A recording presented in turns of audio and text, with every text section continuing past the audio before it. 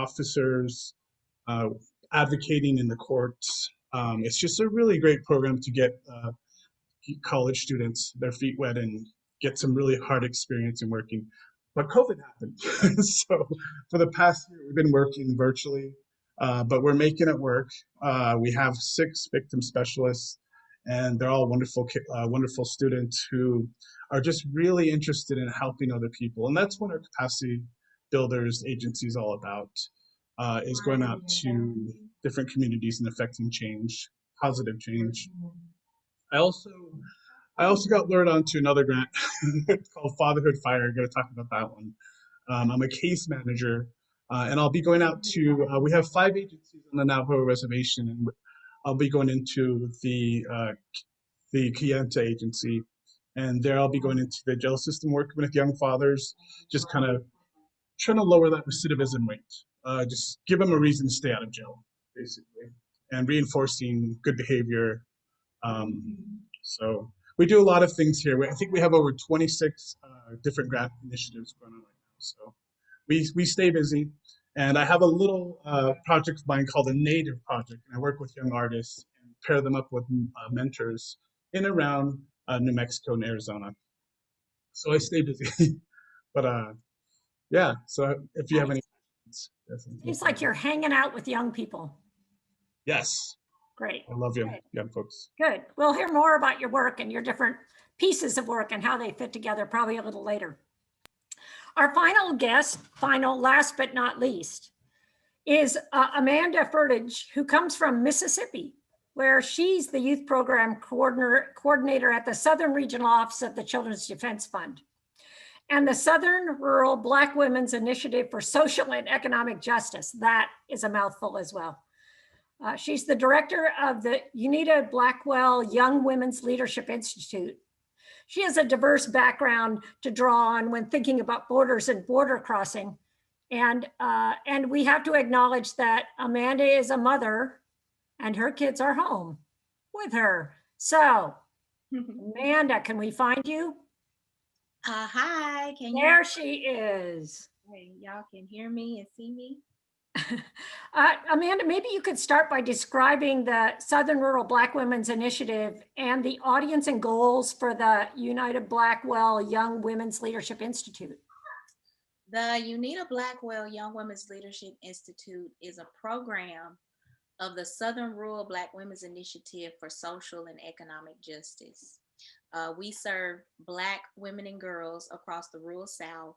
Our 77 target counties, our target areas are across the Mississippi Delta, Southwest Georgia, and the Black Belt counties in Alabama.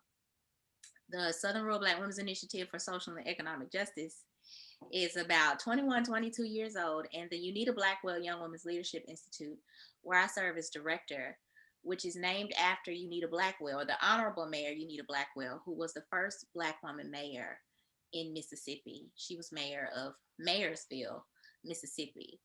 Some of you may be most familiar or more familiar with Fannie Lou Hamer.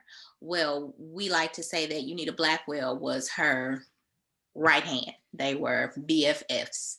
So if you don't know who Unita Blackwell is, you can lean into who Fannie Lou Hamer was and see a lot of similarities there in the work that they did, where they came from, the type of people that they were, and the communities that they served. And so we are just carrying on their legacy across the rural South in serving young women in ways that we hope to help them become the leaders that we believe that they are, even if they haven't recognized it yet. The program is turning 15 or 16. It's hard with the pandemic fog this year.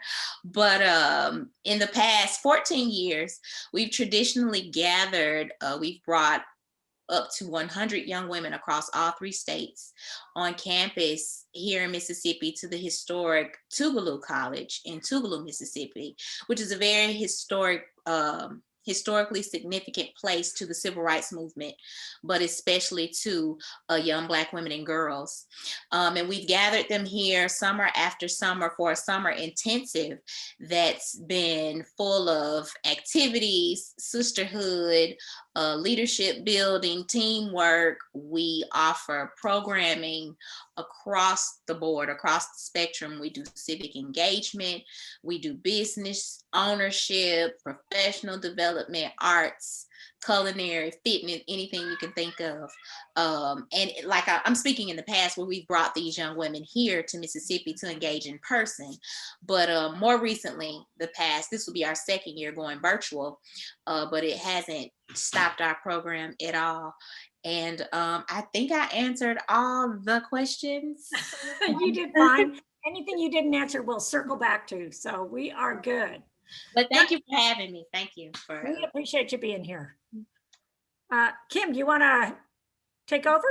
Sure. So I also wanted to toss it out to the audience that you are welcome to drop a question or a comment or a response into the chat box at any point. Or if you want to, make your cameras visible and show us your faces and, give a wave, then we will make sure that we loop you in as soon as we can into the conversation. Listening to the four of you, I was really struck by the work that you're all doing is obviously incredibly mission-driven work. And in general, people doing youth work, right, with young people don't tend to just haphazardly decide to loop into it, right? So we all usually have our reasons and our own personal experience with borders for why we come to this work.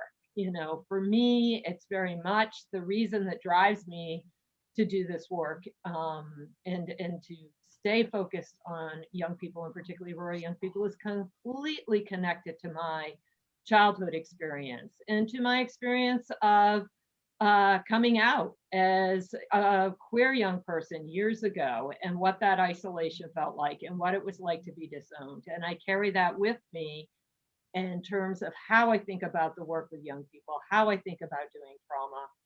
So without asking you all to reveal, anything about yourself that you don't want to reveal, it's not meant to be, like one of those sensational, talk shows. But I think it would be really terrific to hear from you what brought you to do this work. And Marlene, I've known you for years, so I was thinking maybe you might just share a little bit about what's the mission-driven piece of this for you,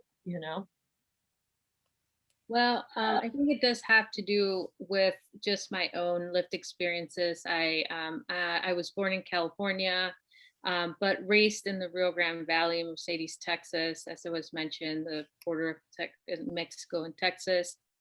And I was a farm worker. I started working as a I was farm worker from the age of 10 all the way until I was a sophomore in college. That was one way where I was able to also get that extra cash to pay for books or whatever things extra things I needed in college. I was very fortunate that, my mother instilled the importance of education, and, her as well, her experiences were also something that inspired me to move ahead. And for a long time, I didn't have really like a role model. My role model was my mom. Because again, coming from the border at the time, at least, I don't consider myself very young anymore. And I embrace my age too. I think we all should embrace our age. Because we have different faces, we evolve, we're human beings. So I'm in my mid-30s, and I have an 11-year-old now, and I have young siblings. My siblings are in their 20s. And I think what really drove me to do this kind of work, I think for a long time, for the years that I did advocacy work, I was working with very, targeted communities. I worked in the colonias, I worked with workers, I worked with the elderly community. And I just felt like, unfortunately there weren't enough spaces and platforms for young people.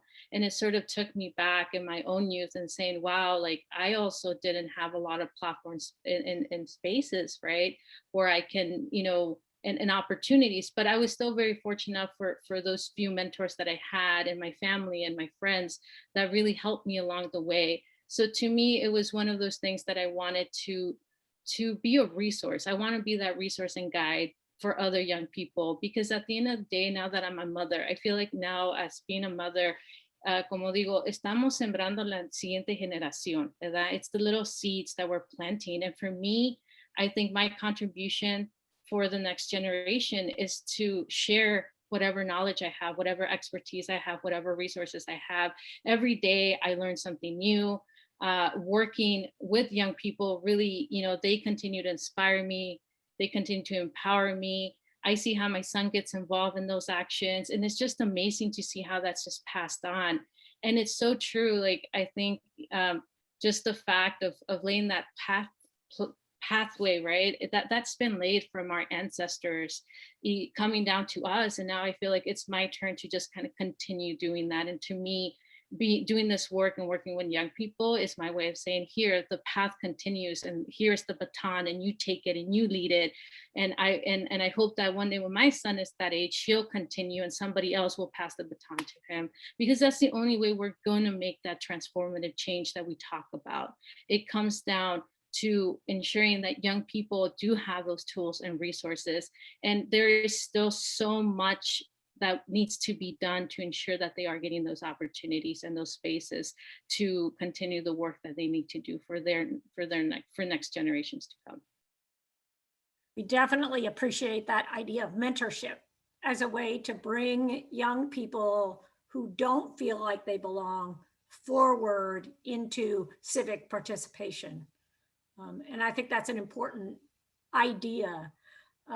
Alan, you have had a different journey than that. And the young people that you have worked with have maybe a broader variety of challenges in integrating and becoming part of a strong movement. Can you tell us a little bit about your experience with helping young people engage? Yeah, absolutely.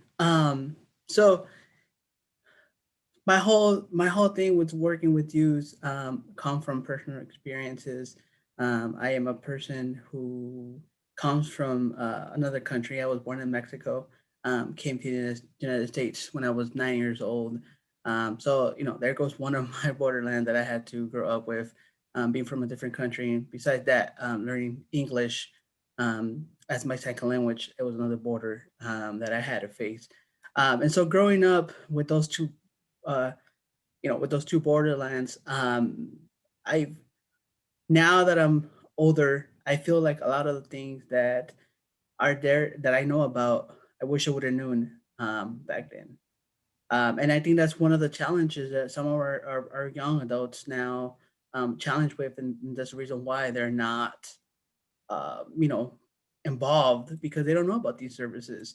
And so when I graduated high school and I learned about all these different services and all these different communities, I mean, even including the disability community, I didn't know anything about the disability community until I graduated from high school. That's where I woke up and I was like, dude, if I'm going through that, and not only do I come from another country, but I had to learn English, and young kids that are from here, they're going through that too. I have to do something about it. I really have to work around youth and make sure that they get the opportunities that I didn't get, so they can be more engaged with the community, being involved and being someone in life. And I think that's what has worked for me, working with young adults, right? I tell them, you're capable of doing this, you're capable of doing that. You're the one that decides what do you want to do with your life.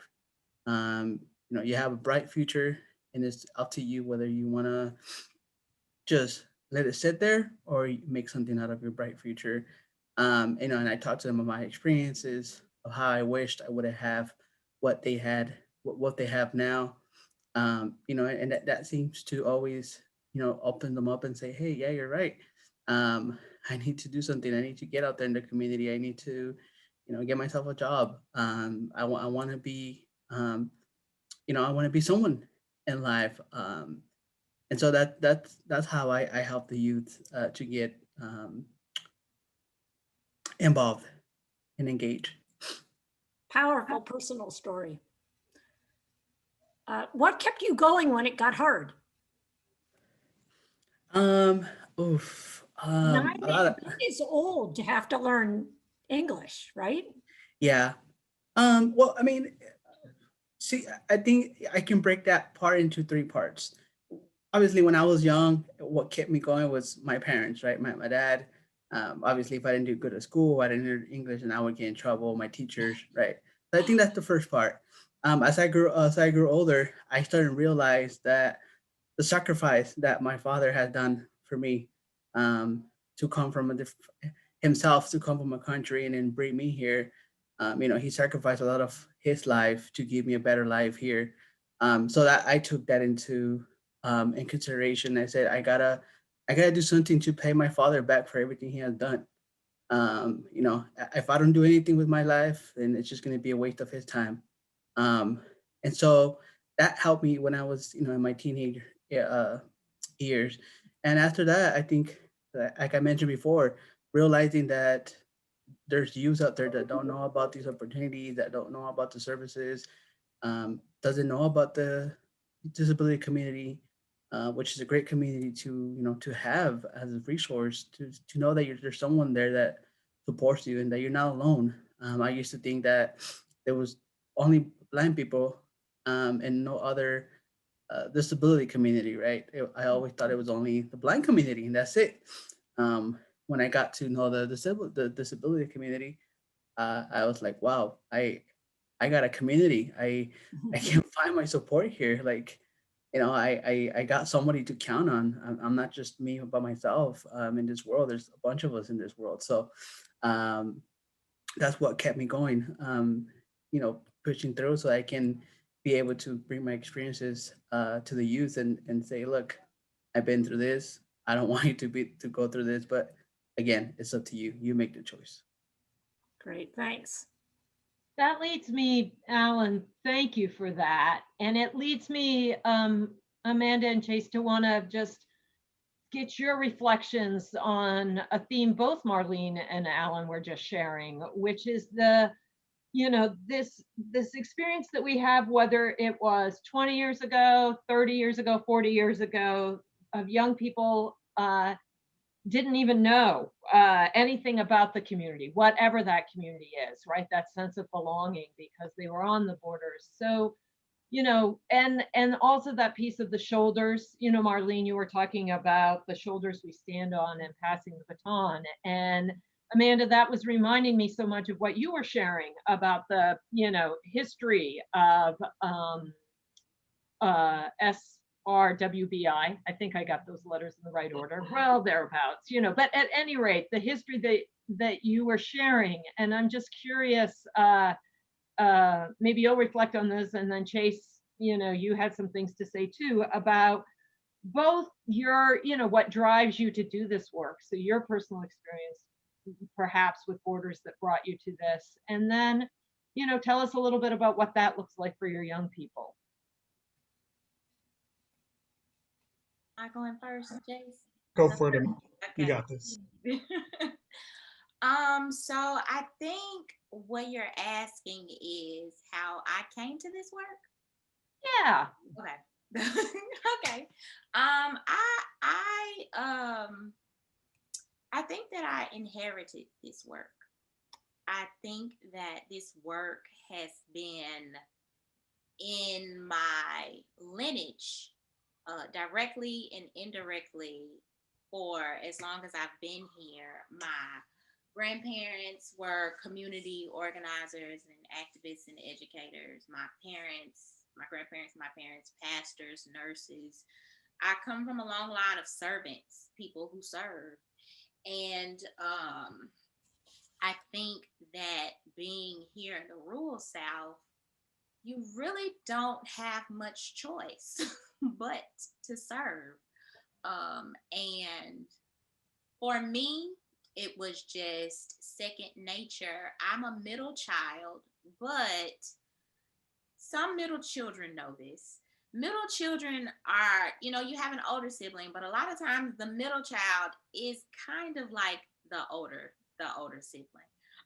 And so for me, even though I was always around older people, I was always treated like a leader. I was always handled like what I thought mattered, and that the decisions I made were good for the group. And so this worked directly with the young women in the Institute. I have lived a very colorful life. I've done a lot of different things. And when this opportunity was presented to me, it was for me an opportunity to show young women with my life and my experience and with bonding what's possible for them.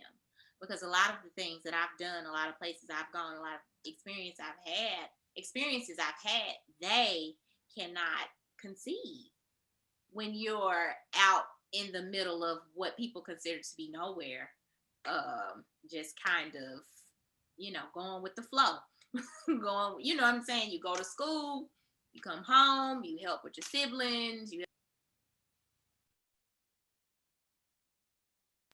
More recently, young people have more access to what the world looks like via technology, but it's still not the same as knowing a person, having a human interaction with a person who you can see yourself in and who is telling you, hey, this is what's out here. And I came from where you came from. And I know your experiences and I know what you're thinking, but here's what else is out here. You can trust me. So I like to think that I inherited this work, and what sustains my work is trusting the process for myself, and also trying to build trust, or, the ways that we build trust with the young people that we serve.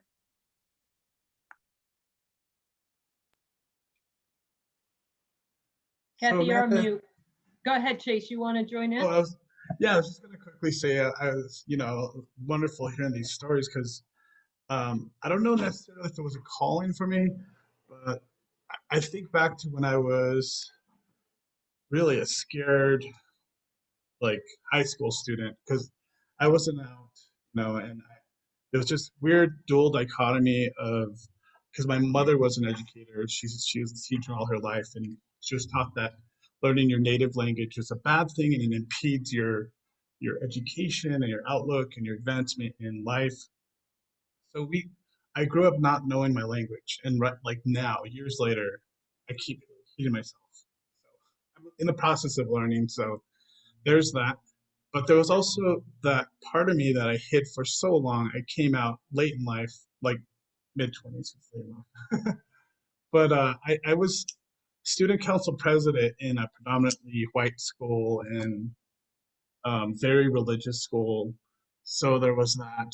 And now that I'm doing this work, I just want to be able to support young folks in whoever they are. And Amanda brought up the fact that there's technology now, but it's not as the same. Like, I totally agree with her. It's not the same as sitting in front of somebody with a cup of tea or a cup of coffee and really relating to them and being in that space. But I think just that realization that I can be there for somebody who may be going through something. I love the Me Too movement and the it gets better movement. So totally excited. So in each of your communities, we have heard about the work you're doing, which is so positive and so sort of mission driven to take your experience and help young people come into the fold. There must still be pressure in your communities from other people to hold people out, and to not accept the many, many differences that young people have in communities.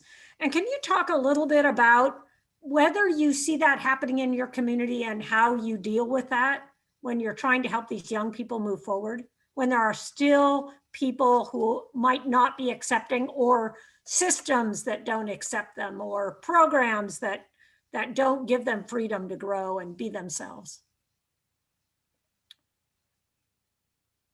I'll really take anybody, any of the guests, if they'd like to talk about that. Everybody's muting and unmuting. Here in Mississippi, here where I am in Mississippi, I think the whole nation knows about certain efforts, voter suppression, the attack on transgender, LGBTQ communities, the abortions, anything you can really think of that makes this country as unique and diverse as it is, with all of its differences. Here in Mississippi, and not just in Mississippi, but across the rural South, we see very strategic efforts to decrease intersectionality, and to really suppress who people are, and the things that make our culture and society very colorful. And so working with young people, sometimes I think that people forget that they were young once. Everybody started off as a youth. Everybody started off as this baby human being who had to grow and develop into who they were. And I think that certain people in certain places, for whatever reason, lose that and lose the innocence of that, and suppress the people that they once were in all actuality. And so it's very important for us here to make sure that young people feel seen, and not only that they feel seen, but that they are seen, and that we give them tools to use their voices. So we are very, very, very heavily involved in civic engagement activities. And we work a lot with Planned Parenthood and other efforts on behalf of reproductive justice. We work very closely with people in the LGBTQ community, because to us, everybody is everybody. There is no way you cannot include and not be conscious of every person and all of the things that everyone has going on. You know what I'm saying? And also knowing that young people are growing and developing to take over. So these are the people that are about to take over. And, even as a mom now, like you, Marlene, I'm so conscious of the power that young people have. I want to be on their good side. I don't need young people feeling like, hey, you ma'am, I remember you, ma'am. I remember what you said on the news that day, or you know what I'm saying? Or I remember that I came to you, or we have some awareness of you not being on young people's side, and now you got to pay. I don't know why people don't hold that at the top of their list, but we do. I do. And so what they have to say and how they feel, what they think is so valuable, because it's the future. And I know that they're going to make the right decisions, because I know that there are people like me leading them, and giving them the tools and resources. People like us, people like Alan, Jace, Marlene, Kim, Kathleen, that are really trying to make sure that this world becomes what they deserve. Thank you so much, Amanda, for sharing that. And I want to commend you for the continued fight around reproductive justice in LGBTQI communities. With that, I just do want to kind of expand more on that here in Texas, right? So one of the things, again, I don't want to speak for young people, but rather, just the privilege that I've had them sharing their stories, and even the experiences from my own siblings, my 3 siblings who are in their 20s, as I mentioned earlier, and even for myself, which took a long time to get where I'm at, to even feel comfortable with my own identity as, a Chicana, Perupecha, and descendancy, and really embracing myself, right? And I think one of the things that we see a lot is that so many Latinx youth, grapple with that question: what does it mean to belong in the US?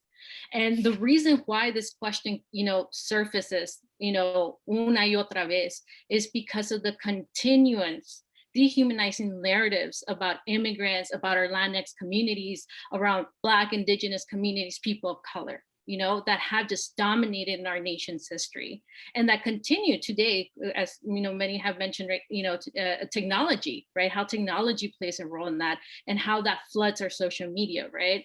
And these negative narratives, you know, minimize the legitimacy of so many youth, especially across the border.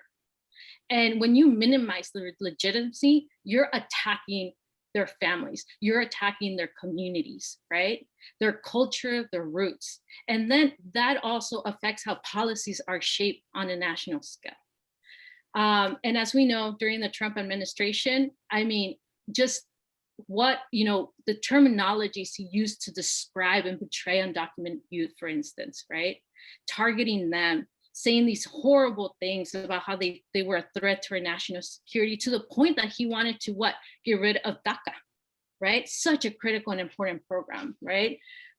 Which, you know, grants that ability for so many undocumented youth who are, you know, que proveen mucha la economía de nuestro país, right?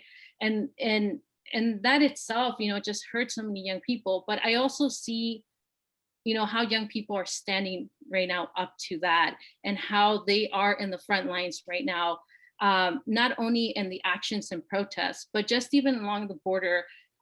There's this growing momentum of young people who are trying to shift that negative perception that has been constructed in our nation, right?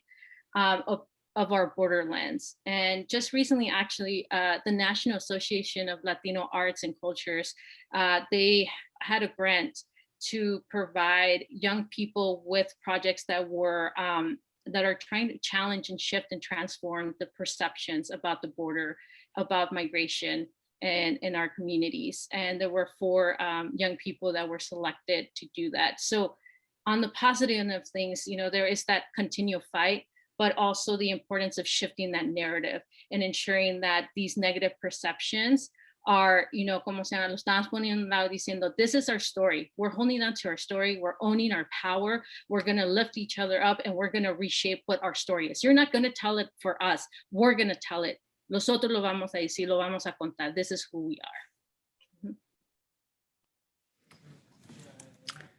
This is Alan, and I can chime in a little bit. I totally agree with what both Aline and Amanda have said. But the thing that I can add to that, I think is very important, at least in our community here in Southern California, it's advocacy. We really push that onto our youth. You know, we push for them to know how to advocate for themselves. And speak up for themselves in a respectful way, right? We know there's many ways that you can advocate, right? And the one we like to tell their youth to advocate, it's the assertive way, right? Where you explain nice and calm, respectful. And so that's what we try to put that into them. You got to advocate. There's going to be people who are going to say, no, you don't belong here, or no, you can't do that, or no, you can't do this, right? But if you know how to speak for yourself and say, hey, look, I'm not asking you to give me free food. I'm not asking you to give me free jobs. I'm not asking you to give me free stuff. All I'm asking you is for opportunity. And if I'm asking myself, then that means that I can handle myself and I can, do what I'm asking you to do. Otherwise, I will not be here, right? And so I think having that power to advocate for themselves, is definitely going to open a lot of doors and a lot of, it's going to break those barriers that sometimes they face in the community. And obviously, if they can't work around that and they still gaming issues, and obviously we're here, at least myself as a mentor, I can help them with that and maybe advocate for them and talk to whatever issue they're going through and, give them more of a one-on-one support and say, okay, we're going to go through this. If this is what you want, then we're going to go through it and we're going to accomplish what you want out there in the community. And so I think that helps them to be more engaged into the community. Thanks, Ellen. Jace, I wanted to follow up on something that I think it was Amanda who was talking about the art grant, or was it Marlene? Somebody had got a grant to connect young people through the arts with shifting perceptions. And Jace, you were talking about that you were also connecting youth to art. And could you tell us if, in what way was that potentially about shifting perceptions about young people? Is that what your project was about, Jace? Yeah, it's well, it's funded by the. Can you guys hear me? Yeah. It's funded by the National Endowment for the Arts, and what we call as the Native Project. And it's been going on for about 4 years now, and I just recently took over as the grant manager. But what we do is we pair up young folks that are in mid school, high school with established artists. We call emerging artists the young folks, and then established artists. But it's all about connecting the generations, and really, it's quite the thing because I think they connect through the medium, and they realize that you know it's it's actually usually the established artists that are kind of hesitant to join the program because they don't believe the young folks have the dedication or the discipline. But it's such a cool program. I mean, it's a 1 year, year after year, but we always have new cohorts from local high schools. So I just enjoy the meshing of the generations. So that's the best part. Great. I think it's important to understand and think about the importance of connecting generations. And Jace, that's a really interesting idea, and I think a really effective one. And I think about Amanda, your efforts and your own personal journey about the connections between generations and how young people move by connecting with other generations. Yeah. I don't know if there was a question in that. Was there a question in there? Okay. No, not in particular, but it is, as we try to tease out what are the methods that help bring young people from the sidelines into the center, across the borders they're feeling, and to feel like they belong. That cross-generational relationship, I think, is an interesting one. Yes, I'm most grateful for. I don't know if you all know what it means when somebody's clapping when they're talking. But it means that we're very serious about what we're saying.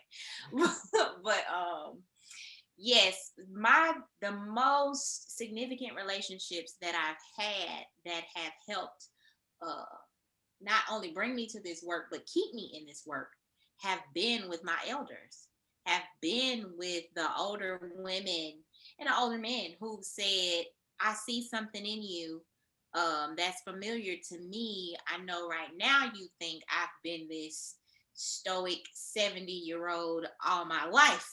But there was one time that I was sitting at the lunch counters, and there was this time where we, protested at the Capitol for workers' rights, or, the ability to vote, and, trying to increase wages, or whatever the struggle, whatever they were working for at that time.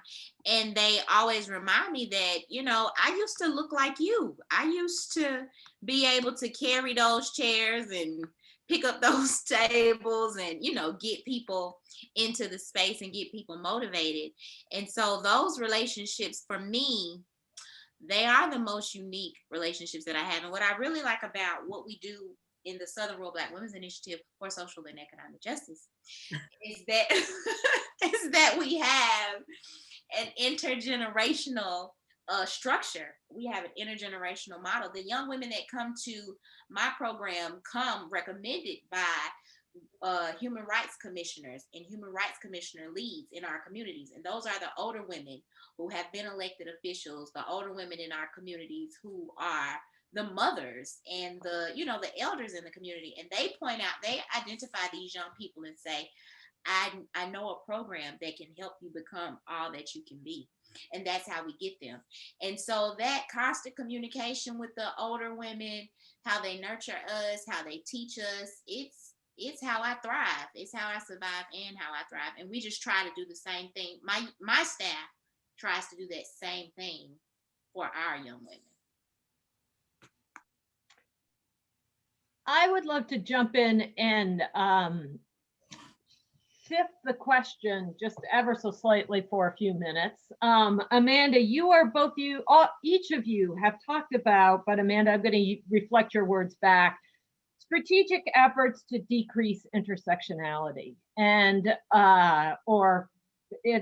create borders, right? In borderlands or cement borders, as it might be, within our communities and certainly within our young people. And we didn't want this conversation today to be just a laundry list of all the barriers that young people face, because we could all plunk that into the chat box in a minute or less and have, a PhD thesis. What we wanted to do was have the types of conversation that you're having right now, but also move to that place of we know where there are strategic, using your language, Amanda, strategic efforts, right? Super organized, that are seeking to do that. The intentional obstructionists, as it may be.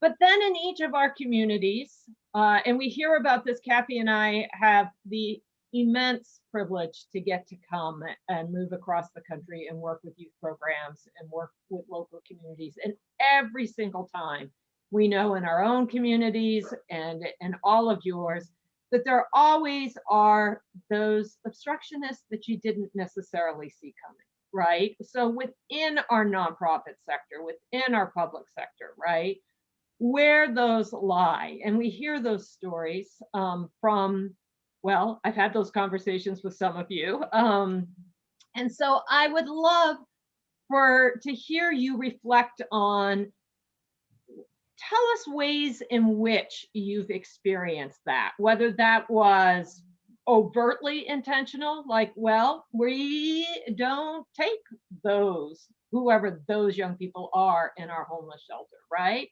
Or, the school system refusing to partner, or, the CDC that builds affordable housing, except they refuse to partner with the tribe. That's a story we've seen, right? So each of you is carrying, or you had to make a choice. There was a funder that had some pretty restrictive guidelines, right? Like, we want to support your youth work as long as you don't talk about these things. So we're not asking you to call out the organization or, right, this isn't a shame session, but this is a learning and perhaps a collective calling in, if we were, of tell us about some of those rubs that have happened for each of you as you try to move through youth work. Again, not necessarily at all intended to name the specific organization, but to say the issue or an example, if that makes sense, because that's how we also move forward with change in the sector, if that makes sense. So I open it to any of you. I'd like to. So my work with Youth Build, I was the placement specialist, and the two phrases that always got me were at risk and broken homes. So trying to find these wonderful young folks jobs to give them that hope and glimpse into starting a career path. Because they came from border towns and because there's such stigma and stereotypes of who these kids are, it was hard placing them in city offices because I live and work in the city of Farmington. It was hard to place the students that were living on the res. I was always asked, do they have transportation? Do they have drug or alcohol issues? So that always just created a little wall that I had to work on with both sides. And it's still there. It still bugs me every day, but I think that's just an ongoing issue that we've always had with employing young folks around the area. Because we do have a couple of programs. We have the Youth Conservation Corps, but that we take the jobs out into the res, and they can live and work in their own communities, which is great. But if it's based in like a bigger city, that's always been an issue. So that just came to mind when you were talking about that, Kim. Hey guys, so Yeah, nobody's thank saying you. on. This is Alan. I guess some of the issues that we had seen within our program and our community have been with the school district, when the school system, when it comes to the topics that we're going to cover. We typically when we make connections with teachers within the local school district, we give them a topic that we're going to talk about. And there's been times where they tell us, can you not talk about this, not talk about that, because the school doesn't let it. And so you sit there and wonder why. Why doesn't the school want you to talk to them about that specific topic if they're not going to do it?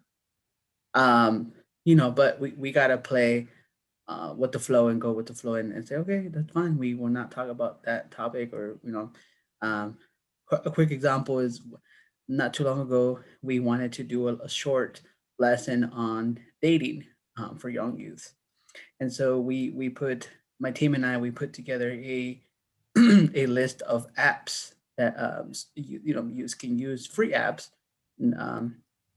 And so we share it with them, and they say, well, you can talk about the lesson, but you cannot share the list. We said, okay, that's fine. We don't want to share the list. That's fine. I also think that sometimes another issue that we face comes from home, meaning the parents. Sometimes, and I understand I'm not a parent myself, but from experiences from my father, I can see where the fear comes from, right? The fear of being rejected, or your kid being said no, or mistreated. Sometimes that led the parents not to give these youths a chance or the opportunity to witness things for their own, right? And so a lot of things we have that issue where the parents really don't want to, yeah, my child can't hear about this topic, or my child is not going to participate in this topic because it's not the right thing for him. And so I think that's two of the issues that we see in our community. I can go next. So some of the things that I think for us, like as a civic engagement organization, we know that there are systematic issues with philanthropy. That's just the reality. A lot of the multi, kind of donations, are really funders who are primary white still in our country. And there's this pressure to getting numbers. And to extent, that is the question. Why are, data is very important. But when you're working with young people, and I think in general, in any community, that is underserved and marginalized, it's about relationship. And to what extent are we really putting the value on relationships? I mean, it's, for us, it's like, it's based, how many young people did you register to vote? How many people actually went to vote? Okay, that's great and dandy, but again, the impact behind it, the value of how much we have to put our time to building that relationship with young people. I mean, and this is not just like my current work, but just over the years. Like for me, it was nonstop. And I'm pretty sure that everyone in this panelist can say that too. You get a call at 11 o'clock from maybe somebody that needs something at that moment. That is part of sustainability. You're sustaining a relationship. And that's such a dire problem, I think, just across the board with nonprofits, with many organizations, working across communities. Now, specifically with young people, I mean, we're not a social service provider. We really do a lot of our work is based on the leadership programming that we provide.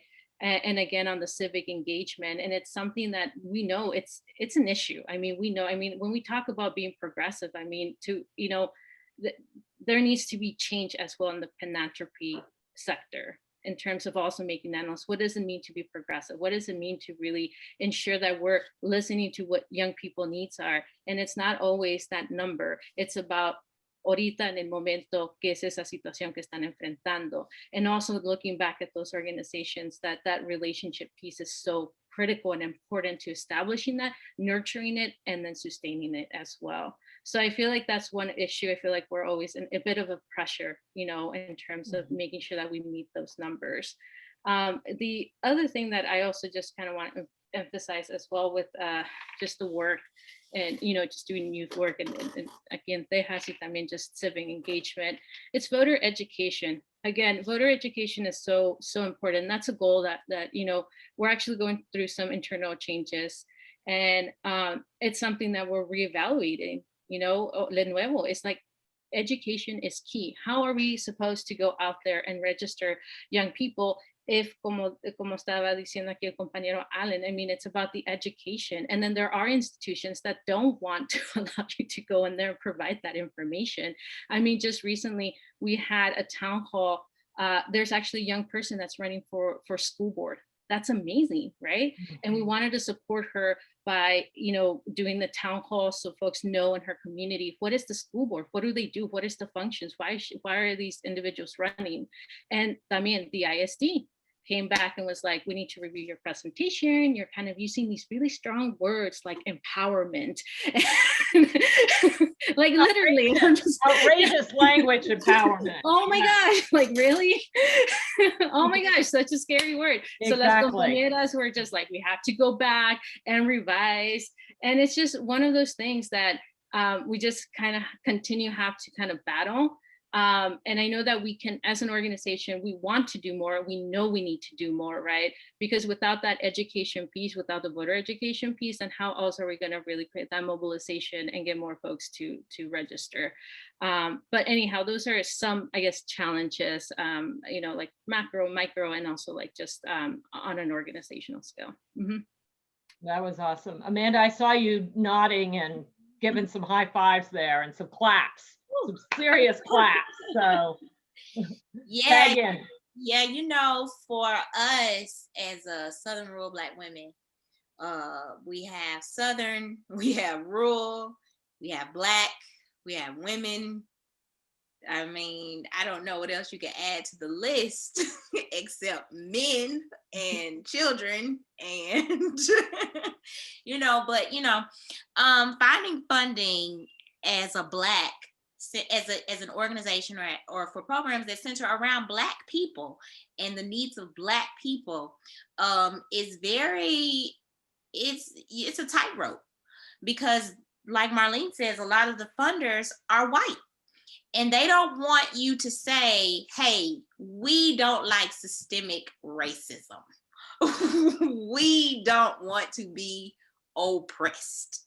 We, you know, there are just certain words that are trigger words. And I really, I mean, I had knowledge of this from lived experiences, but it wasn't until I joined the nonprofit sector and had to start being involved in grant writing and fundraising and, you know, these things that I've done grassroots.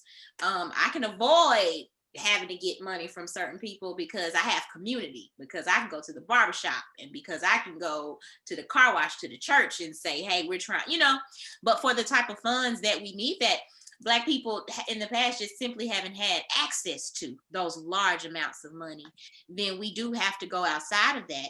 And I have had to learn how to, my boss puts it this really beautiful way when she's trying to tell me to tone it down. And I can't forget what she tells me, and apparently because I always turn up and she always has to remind me. But she has this way of telling me, like, you know, we got to get what we're trying to get, and then we can make some different moves. You know, we get what we're trying to get, and then we max that out, and we're lucky if we can get it again, if you haven't done too much damage, Amanda. So definitely there are barriers. And then here, being in the rural South, a lot of barriers are communal and familial. Because they're patterns, and we've lived this way for so long. We've done this thing all of our lives, your great grandma, you know, just the way things have been. And having people wake up and say, you know what, there's a different way to do this. Maybe we don't all have to be in the service industry. maybe we can go off and become engineers. Maybe we can, but then you have family and nobody's been outside of the community. Nobody's been past this grade level. Nobody's gone to college. Nobody's gone beyond, you know what I'm saying? And so internally you have this conflict of, am I taking away from resources? Am I taking away from family? Am I taking time and attention away? Should I do it? And then you have, well, are they going to support me? Are they going to be jealous? Do they even understand what life is like outside of these borders, outside of these boxes? And so a lot of that is getting past parents, like Alan said, who are saying, why does she need to know about reproductive justice? We've been reproductive justicing just fine. Past 30 years, you know what I'm saying? And silence has worked great. Right. Yeah. And so, or why do we need to get engaged with these local elections? We don't want to upset people. We don't want to, mess with the school districts, and we don't, just the way that we've been in communities and within families. And those are some very, very huge borders that we face, because it's hard to go up against family. It's hard to go up against the church. It's hard to go up against these staples in our culture, in our community, with a different way of thinking, because they haven't seen it work, or they don't know how it might work, and so they just don't want to be a part of it. Right. But we just keep going. We just keep going. Thank you for that, Amanda. That so reminds me, just earlier this week, I was going for a walk with someone in my community, and there's a situation going on, and they said to me, we just don't want to make it any worse for the young people, right? So it's that if we get too righteous, then if we essentially blow things up to make it better, right? If we take up space, then the deep fear of the blowback, right? And at the same time, that conversation of what you're saying, which is, so it's that holding that status quo, right? Because, well, it keeps the young people on the borders, it keeps everyone on the borders, but it's also that fear of losing any belonging that exists in the here and now, right? So thank you so much for that. I'm aware of our time. Kathy, do you, because I could keep, like, we're just getting started, this is like and you want to talk about a church service. I mean, we're just getting going on a Wednesday night, right? But Kathy, did you have a? Well, I just reflected, and somebody mentioned it in the chat. You all have young people in your programs, working in your programs, but there are programs out there who are unable to attract enough young people to their programs to actually take part in the capacity that they have. And I was wondering, you guys probably are the ones to ask about how you can engage and entice young people to get engaged. What are the tips you could give us on reaching, finding, encouraging, keeping connected young people to these programs? This is Alan. I can chime in that. And the first thing I will say is free stuff. Free stuff will definitely get them going. And what I mean by that is we do a lot of that, right? We do a lot of outreach to schools, to different organizations that work with young adults with disabilities. And so obviously right now, all the presentations and outreaches we do with is virtually. But when we do in person, we like to take some free stuff like candies, something that it will attract them, and that definitely helps. And when I say free stuff, we have a youth summer academy every year, And that seems to a lot of times brings a lot of new youths, because we send flyers out to organizations, to schools. And so we typically say, you know, we're going to have this, we're going to talk about this, we're going to talk about that. And then we talk about free stuff, right? Free food, free trips.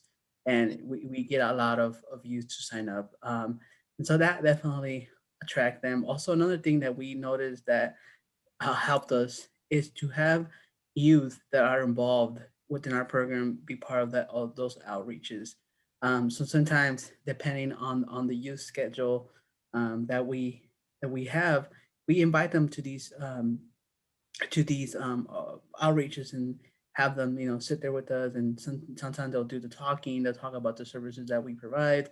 And I think that kind of like, you know, that gets them to say, huh, he's doing that. That's pretty cool. Or, you know, they might be even become good friends right there and then. And so they want to follow up that friendship by going to our programmings um, on Saturdays that we have. And so, um, you know, them to able to see that another youth is doing something good and they're being part of a program, and that program is really actually taking them in consideration, I think that really gets them and say, oh, I feel like I can be part of this. And so that brings some of the youth to our program as well. Great.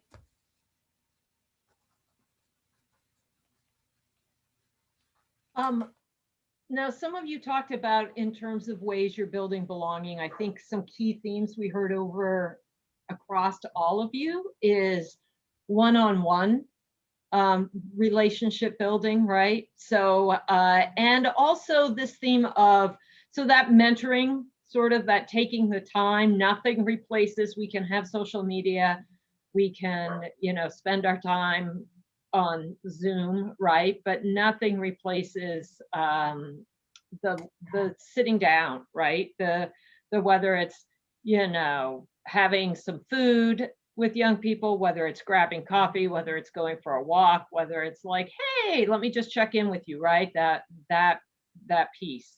Yes, exactly, Amanda, human interaction. There's also, you all talked about an intergenerational approach, which is something we know how huge that is, particularly for both youth organizing, but just whatever the form of youth development work is that you're doing and the role that that plays. I was wondering if you all could just take a moment and break that down, because if you're not someone that's doing youth work day in and day out, right, that feels a little like when someone says, oh, you should take an intergenerational approach, you're like, and that means what? You know, bring my parents? That's not gonna work. So what do you mean, right? Like, or, you know, you've lost them on the youth work and we're all back lost in what our own intergenerational history is. Good, bad, you know, phenomenal, ugly, you know, I won't tell you any tales. So anyway, anyone care to sort of help break that down? When you talk about intergenerational relationships, what's that look like?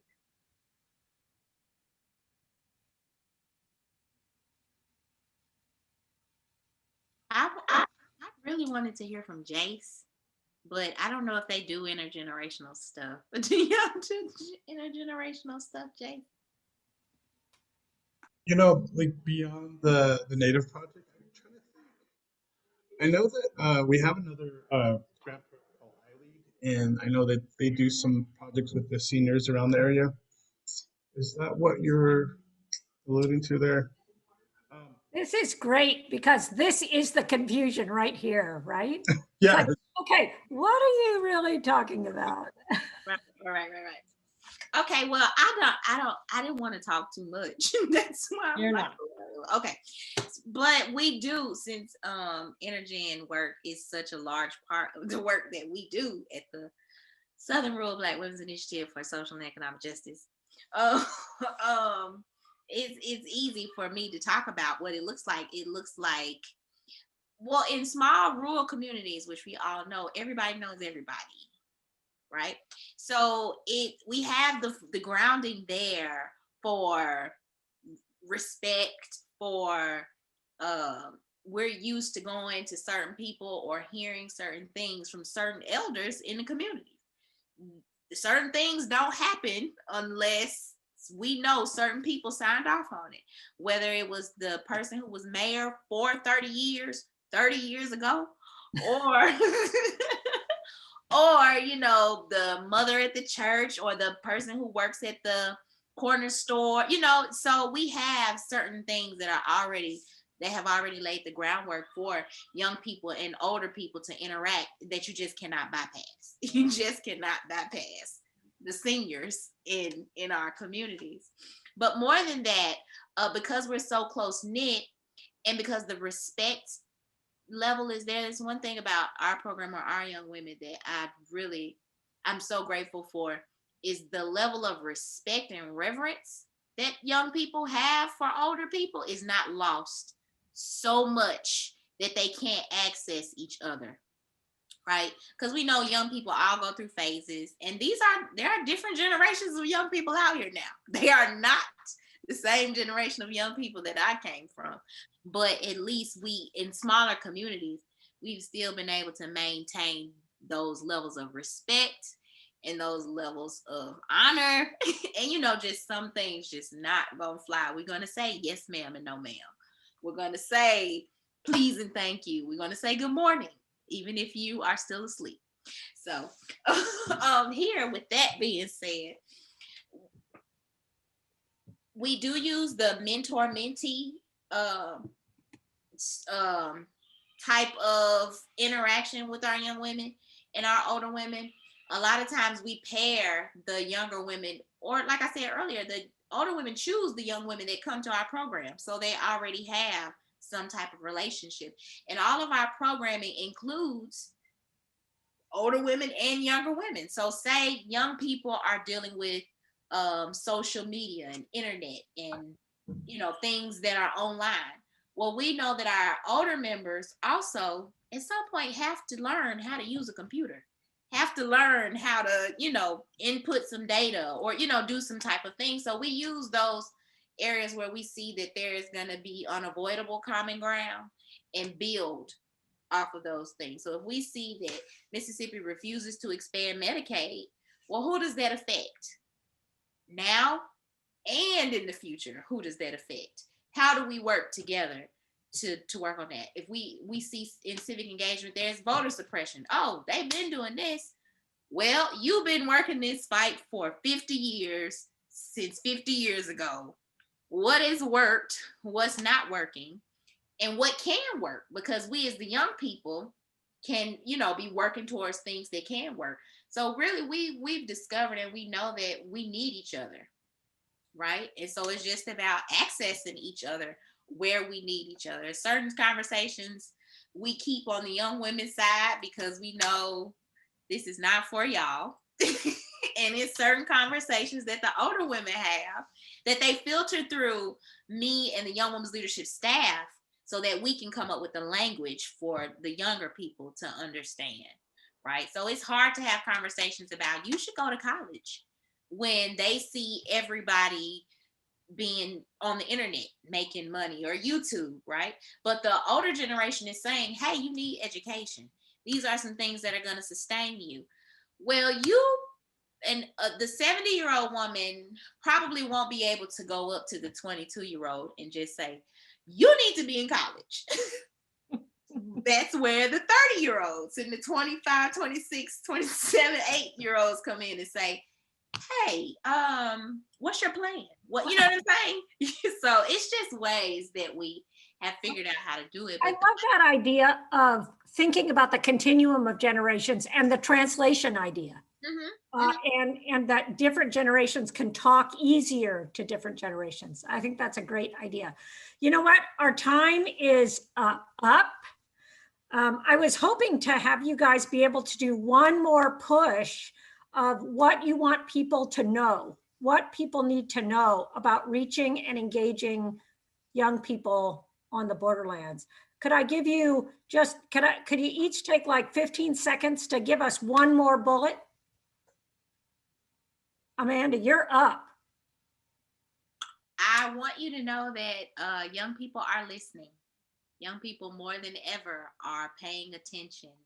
And despite what it looks like and sounds like, they are paying attention. They are waiting. They're waiting. So just take those opportunities.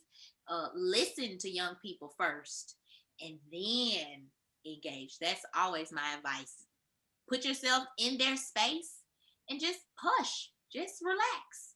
And once they feel like, you know, okay, this person won't go away. What you want?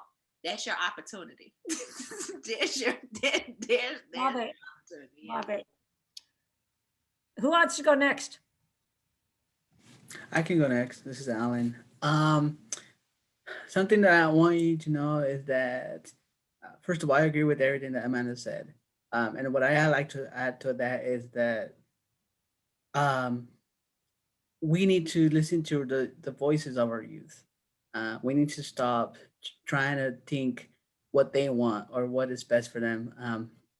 We need to listen to what they want to learn about, what they want to hear about, what they want to get into, because they're the ones that are going through this. We've probably been through this experience, but they're different because they're different times, different genres.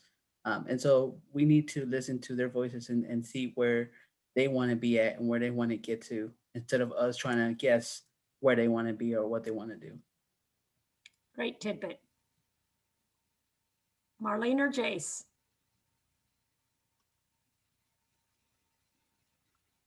I'll go. It's gonna be short, sweet. Like, Uh-oh, Jace, we lost your audio.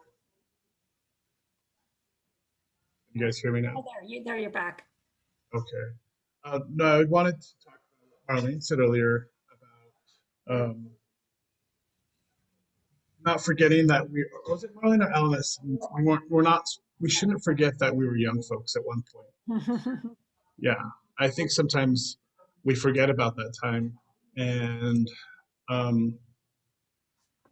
have to agree with Alan. We have to take our young folks seriously and let them know that we're taking them seriously, because they are our future. As cliche as that sounds, they're going to be driving the economy, education in a few years. So they're not already doing that. Thank you.